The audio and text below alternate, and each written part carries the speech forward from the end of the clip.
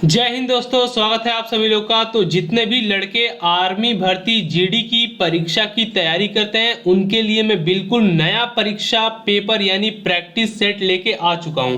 अगर आप इसमें से 30 प्रश्नों के उत्तर दे देते हैं तो आपका आर्मी का एग्जाम बिल्कुल कंफर्म मानिए। तो चलिए आज मैं लेके आ चुका हूं पूरे 50 प्रश्नों का पेपर प्रैक्टिस सेट, बिल्कुल नया, जिसमें आपको सामान्य ज्ञान, सामान्य विज्ञान, गणित, रीजनिंग के प्रश्न देखने को मिलेंगे। चलिए पेपर आपको दिखाता हूं, आंसर भी आपको बताऊंगा और बहुत ही मजा आने वाला है आप सभी लोगों को। हालांकि अगर आप लोग आंसर जानते हैं तो कमेंट भी कर सकते हैं, ठीक है। चलिए अब पेपर देखेंगे और पूरा पेपर हम मात्र 10 से 15 मिनट में हल करेंगे, ठीक है।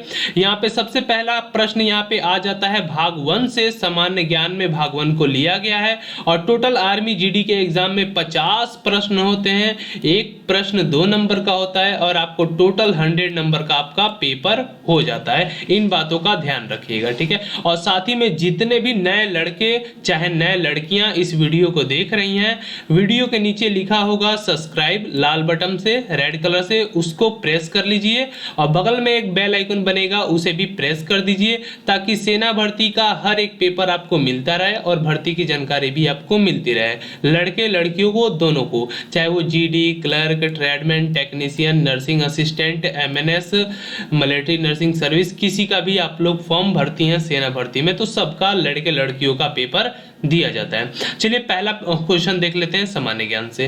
पहला क्वेश्चन ये है, मेघालय की राजधानी कहाँ है, ठीक है। मेघालय की राजधानी कहाँ है? Option number A Shillong, option number B Imphal, option number C Lucknow, option number D Chandigarh. तो इसका सही आंसर क्या है? इसका सही आंसर है शिलांग ए, ये मेघालय की राजधानी है, ठीक है। इम्फाल मणिपुर की है और उत्तर प्रदेश की राजधानी लखनऊ है, चंडीगढ़ पंजाब की है, ठीक है। इतनी बातें ध्यान रखिएगा। चलिए क्वेश्चन नंबर नेक्स्ट देख लेते हैं। अगला क्वेश्चन नंबर दूसरा है, अंडमान निकोबार की राजधानी कहाँ है? अंडमान निकोबार की राजधानी कहाँ है? Option number A Port Blair, option number B Nicobar, option number C Chandigarh और ऑप्शन नंबर डी इनमें से कोई नहीं। तो इसका सही आंसर है पोर्ट ब्लेयर, ए ऑप्शन बिल्कुल सही है। और हाँ, वीडियो को एंड तक देखेंगे तो आप लोग को बहुत सारे ऐसे प्रश्न मिलेंगे जो हर एक एग्जाम में आएंगे। तो वीडियो को एंड तक देखिए, यही एक रिक्वेस्ट करूंगा ताकि आपको बेहतर से बेहतर समझ में आ पाए, ठीक है। क्वेश्चन नंबर नेक्स्ट देखते हैं। क्वेश्चन नंबर 3, भारत का सर्वाधिक आबादी वाला राज्य कौन सा है? आबादी यानी जनसंख्या, सबसे अधिक जनसंख्या किस राज्य में है? Option number A Rajasthan, option number B Uttar Pradesh, option number C Bihar, option number D Haryana. तो सबसे अधिक जो आबादी है, जनसंख्या है, वो उत्तर प्रदेश में है। हालांकि उत्तर प्रदेश का क्षेत्रफल राजस्थान से छोटा है लेकिन आबादी सबसे ज्यादा इसमें है, ठीक। और घनत्व में बिहार आ जाता है और महिलाओं की जनसंख्या कम हरियाणा में है। इन बातों को ध्यान रखिएगा, इनसे कभी कभी क्वेश्चन पूछ देता है। और सबसे कम आबादी वाला राज्य कौन सा है? तो वो सिक्किम है, इस बात का भी ध्यान रखिएगा, ठीक है। क्वेश्चन नंबर 4 पे चलते हैं। द्रोणाचार्य पुरस्कार किसे दिया जाता है? द्रोणाचार्य पुरस्कार खेल के खिलाड़ियों को दिया जाता है या खेल के कोच को दिया जाता है या लेखक को दिया जाता है या इनमें से कोई नहीं। तो क्वेश्चन नंबर 4 का सही आंसर है खेल के कोच को द्रोणाचार्य पुरस्कार दिया जाता है। तो नेक्स्ट क्वेश्चन पे चलते हैं। क्वेश्चन नंबर 5 देख लेते हैं। कौन सा सागर ऑस्ट्रेलिया और न्यूजीलैंड को अलग करता है? Option number A Arab Sagar, option number B Tasman, ठीक है, तसमन, ऑप्शन नंबर सी प्रशांत, ऑप्शन नंबर डी इनमें से कोई नहीं। तो क्वेश्चन नंबर 5 का सही आंसर है तसमन, ठीक है, तसमन, ऑप्शन नंबर बी सही है। क्वेश्चन नंबर 6 देख लेते हैं। पृथ्वी की त्रिज्या यानी रेडियस लगभग कितनी होती है? तो इसका सही आंसर है 63 71। मैंने चारों ऑप्शन इसलिए नहीं पढ़े कि आप लोग कंफ्यूज हो जाएंगे, याद नहीं होगा, इसीलिए आप डायरेक्ट इसका आंसर याद करो, 63 71 किलोमीटर। क्वेश्चन नंबर नेक्स्ट पे चलते हैं। क्वेश्चन नंबर 7 देख लेते हैं। फीफा वर्ल्ड कप 2022 में कहां आयोजित होगा?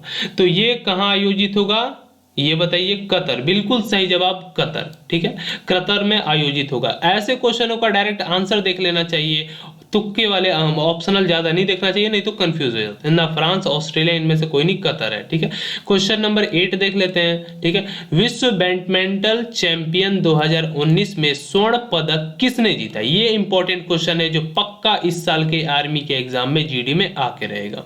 यहाँ पे क्वेश्चन का आंसर है क्वेश्चन नंबर 8 का पीवी सिंधु सही जवाब है, ऑप्शन सी पीवी सिंधु सही जवाब है। ठीक है, नेक्स्ट क्वेश्चन चलते हैं, क्वेश्चन नंबर 9 देख लेते हैं। यहाँ पे दिया है डैश और लिखा है देश बंधु के नाम से विख्यात है। देश बंधु के नाम से विख्यात कौन है? तो ऑप्शन यहाँ पे जवाहरलाल नेहरू, राजेंद्र प्रसाद, चित्तरंजन दास या इनमें से कोई नहीं। तो क्वेश्चन नंबर 9 का सही आंसर है option C Chittaranjan Das. Question number next पे चलते हैं, क्वेश्चन नंबर 10 देख लेते हैं। प्रथम नोबेल पुरस्कार प्राप्त करने वाले भारतीय थे। Option A Rabindranath Tagore, B mother Teresa, C CV Raman, D Har Gobind Khorana. तो इसमें का सही आंसर है रविंद्रनाथ टैगोर, ए इसका बिल्कुल सही जवाब है। चलिए अब आगे देखते हैं, क्वेश्चन नंबर 11 देख लेते हैं। मैकमोहन रेखा किन देशों के बीच पड़ती है? ठीक है, इसका डायरेक्ट आंसर याद कर लीजिए, भारत और चीन के बीच पड़ती है। ठीक है, अक्सर रेखाओं के भी नाम याद कर लीजिएगा। क्वेश्चन नंबर 12 देख लेते हैं। ठीक है, गोल गुंबज कहाँ स्थित है? गोल गुंबज कहाँ स्थित है? तो इसका सही आंसर है बिल्कुल कर्नाटक, कर्नाटक स्थित है। ठीक है, नेक्स्ट क्वेश्चन पे चलते हैं, क्वेश्चन नंबर 13 देख लेते हैं। वह क्रांतिकारी जो बाद में दार्शनिक बना कौन था? कौन था वो? ठीक है, क्वेश्चन नंबर 13 का बिल्कुल सही आंसर है ए अरविंदो घोष। ठीक है, अरविंदो घोष। ठीक है, नेक्स्ट क्वेश्चन, क्वेश्चन नंबर 14 देख लेते हैं। रोजर फेडरर किस खेल से संबंधित है? अक्सर क्रिकेट या फुटबॉल के प्लेयरों का नाम आ रहा है, पिछले कई साल के एग्जाम में मैंने ये देखा है। तो जितने भी क्रिकेट और फुटबॉल से संबंधित है या रेसलिंग है, इंडिया के जो हॉकी मतलब अच्छे अच्छे खेल हैं उनसे संबंधित है, उनका नाम एक बार जरूर देख लीजिएगा आप। तो क्वेश्चन नंबर 14 का जो सही आंसर है वो है टेनिस। यहाँ पे टेनिस बिल्कुल सही जवाब है। चलिए नेक्स्ट क्वेश्चन, क्वेश्चन नंबर 15 देख लीजिए। यहाँ पे कह रहा है पीतल के बर्तनों के लिए प्रसिद्ध शहर कौन सा है? तो क्वेश्चन नंबर 15 का ए वाला आंसर सही है, मुरादाबाद। ठीक है, चलिए नेक्स्ट क्वेश्चन पे चलते हैं। यहाँ पे कह रहा है क्वेश्चन नंबर 16। ठीक है, क्वेश्चन नंबर 16 अब देख लेते हैं। कह रहे वायुमंडल में एसआई पद्धति का मात्रक। अब हम सामान्य विज्ञान पे आ चुके हैं, भाग 2 पे आ चुके हैं, उसके बाद भाग 3 है, फिर भाग 4 है, पूरा पेपर खत्म और आसानी से समझा देंगे। क्वेश्चन नंबर 16 कह रहा है वायुमंडल दाब का एसआई पद्धति में मात्रक क्या होगा?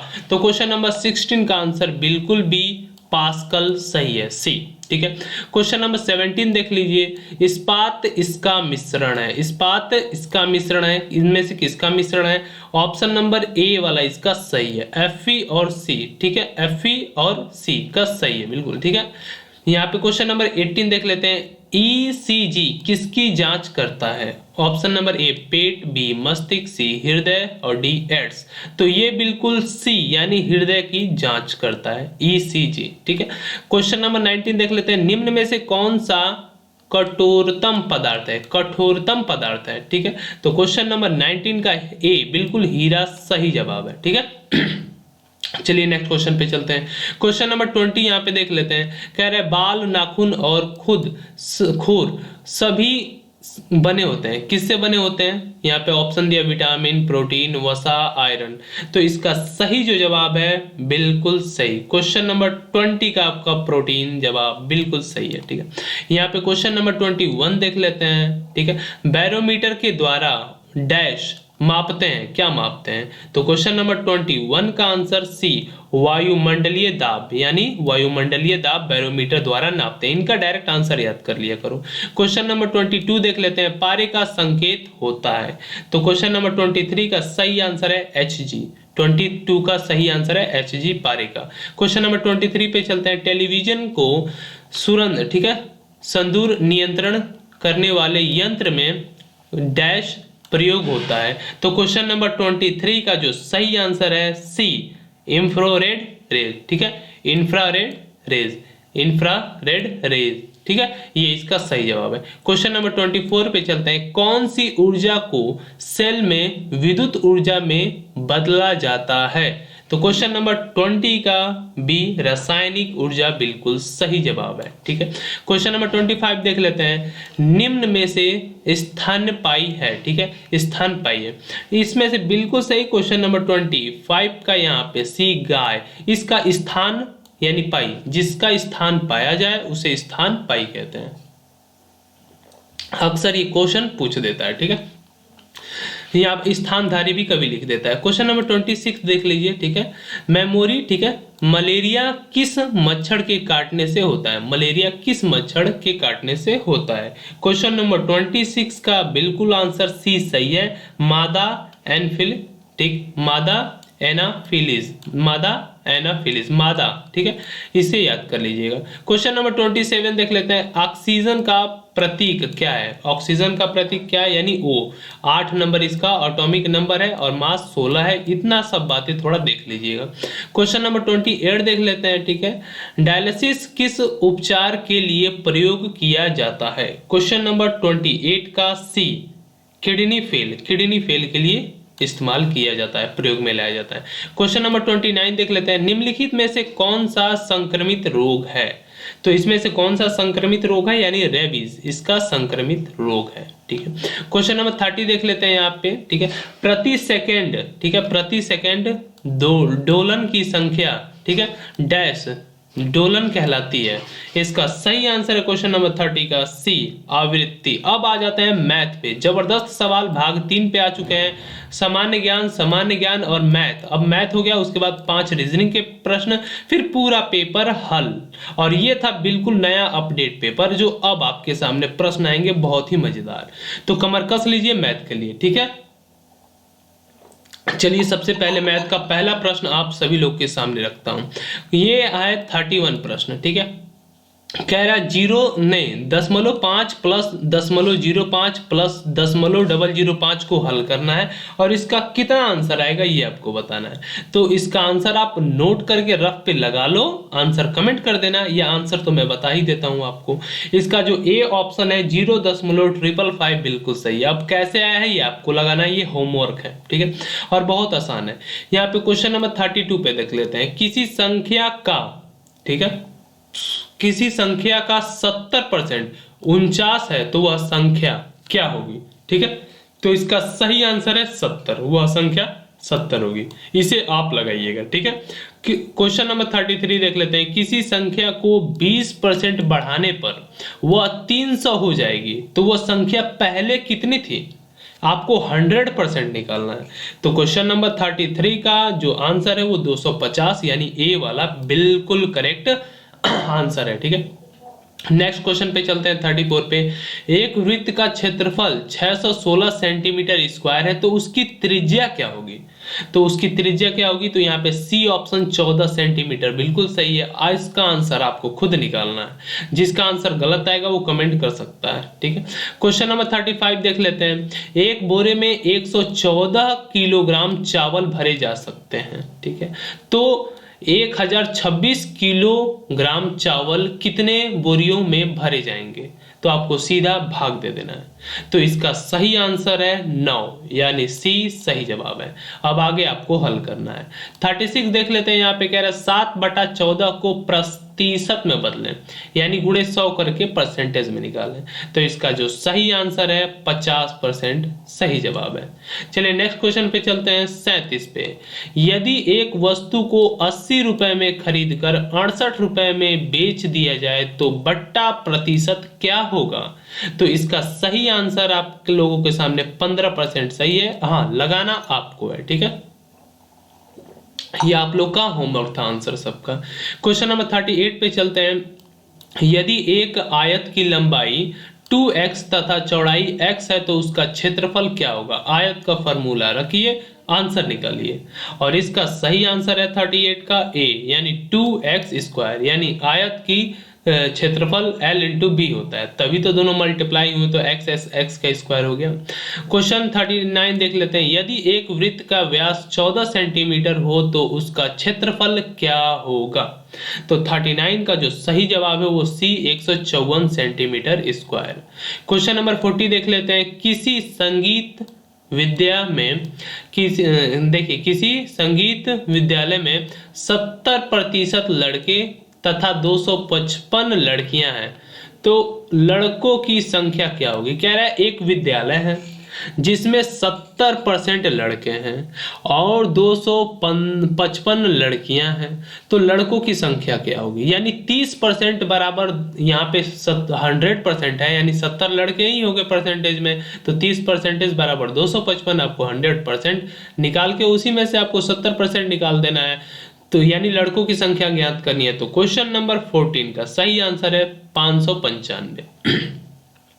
41 देख लेते हैं। यहाँ पे कह रहा है 10.3 गुणते 1.07 का मान क्या होगा? आपको गुणा करना है, ठीक है। आप गुणा करेंगे तो आप लोग का आंसर ए वाला आएगा 11.021, ठीक है। क्वेश्चन नंबर नेक्स्ट पे चलते हैं 42 पे। यहाँ पे कह रहा है कितने वर्षों में कोई राशि 5% वर्षीय ब्याज की दर से दुगनी हो जाएगी? इसका आंसर आप लोग को निकालना है और इसका जो सही आंसर है वो है 42 का बी, यानी 20 वर्षों में, ठीक है। नेक्स्ट क्वेश्चन पे चलते हैं। यहाँ पे कह रहा है 43, गोले का आयतन का सूत्र क्या होगा? गोले का आयतन का सूत्र क्या होगा? तो यहाँ पे C 4/3 πr³।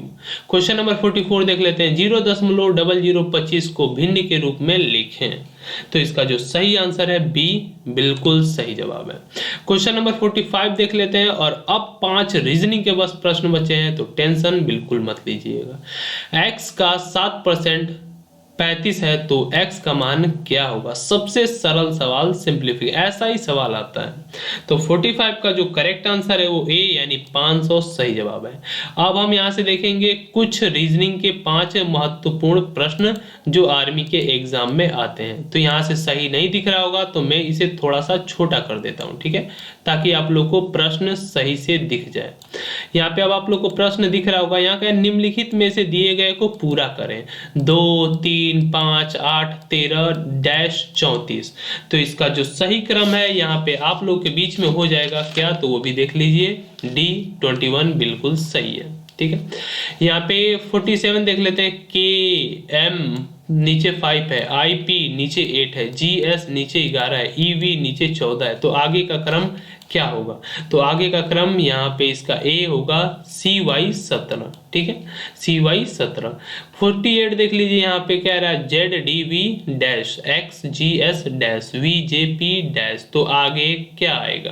तो इसके आगे जो क्रम आएगा TMM आएगा, यानी ऑप्शन सी सही है। क्वेश्चन नंबर 49 देख लीजिए। अक्षर समूह का चुनाव करो जो उस ग्रुप से संबंध नहीं रखता है, तो आप लोग को इसमें से चुनना है वो शब्द, तो इसका ए जवाब सही है, JLMNK, ठीक है। अब क्वेश्चन नंबर 50, ग्रुप में असमान संख्या का चयन कीजिए। असमान इन चारों में से कौन है? तो यहाँ पे बी जो है असमान है, MNMNMK, ठीक है। यहाँ तक तो मैंने आपको दिखाया 50 प्रश्न जो बिल्कुल नए थे आर्मी GD के एग्जाम को लेके।